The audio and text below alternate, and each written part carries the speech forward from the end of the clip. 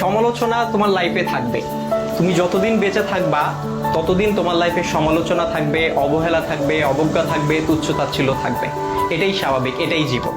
তবে এই যে সমালোচনা, এই যে তুচ্ছ-তাচ্ছিল্যতা, এই যে অবজ্ঞা, এই যে অবহেলা, এই বিষয়গুলোকে খারাপ লাগার দিক হিসেবে নিলে হবে না। এগুলোকে তোমার অনুপ্রেরণা হিসেবে নিতে হবে। কারণ তুমি যখন এগুলোকে অনুপ্রেরণা হিসেবে নিবা, তখন এটা তোমার মধ্যে একটা জেদ তৈরি করবে।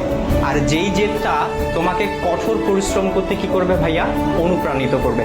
তোমার কঠোর পরিশ্রম করতে গিয়ে তোমার সব ধরনের ক্লান্তিগুলোকে দূর করে দিবে। আর যখন তুমি একবার কঠোর পরিশ্রম করতে শিখে যাবা, তখন স্যাক্রিফাইসের যে বিষয়টা, এই বিষয়টা তোমার মধ্যে অটো চলে আসবে।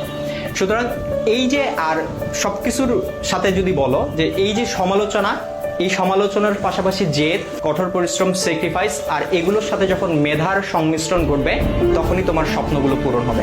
সুতরাং সমালোচনাকারীর এই যে সমালোচনা, এই যে অবজ্ঞা, এই যে অবহেলা, এই যে তুচ্ছ-তাচ্ছিল্যতা, এই বিষয়গুলোকে তোমরা কখনো খারাপ